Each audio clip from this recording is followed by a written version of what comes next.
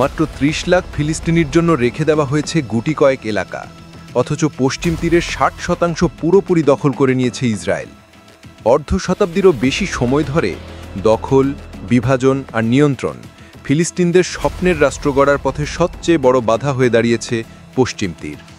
১৯৬৭ সালের যুদ্ধে পশ্চিম তীরের নিয়ন্ত্রণ নেয় ইসরায়েল।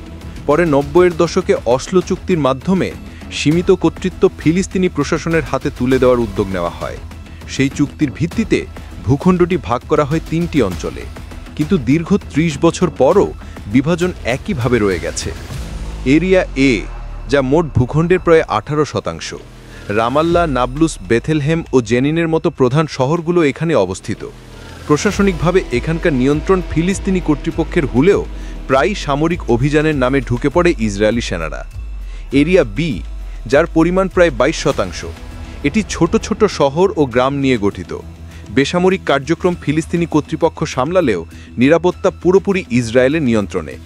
সবচেয়ে বড় অংশ হল এরিয়া সি, পশ্চিম তীরের প্রায় ৬০% এলাকা। এটি পুরোপুরি ইসরায়েলের দখলে। এখানে অবৈধভাবে বসবাস করছে প্রায় ৫ লাখ ইসরায়েলি নাগরিক, অথচ ৩০ লাখের বেশি ফিলিস্তিনি ঠাঁই পেয়েছে সীমিত কয়েকটি এলাকায়। প্রাকৃতিক সম্পদের বড় অংশও রয়েছে এরিয়া সিতে, যা ফিলিস্তিনিদের নাগালের বাইরে।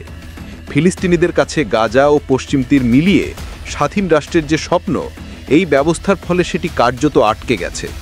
অন্যদিকে ইসরায়েলি নেতাদের দাবি, জুডাইয়া ও সামারিয়ায় তাদের সার্বভৌমত্ব প্রতিষ্ঠা করা জরুরি।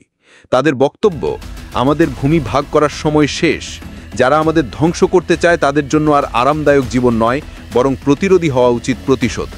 তবে জাতিসংঘ স্পষ্টভাবে জানিয়ে আসছে, পশ্চিম তীরে ইসরায়েলের দখল আন্তর্জাতিক আইনের লঙ্ঘন। বিশ্বের অধিকাংশ দেশও এই কর্মকাণ্ডকে স্বীকৃতি দেয় না।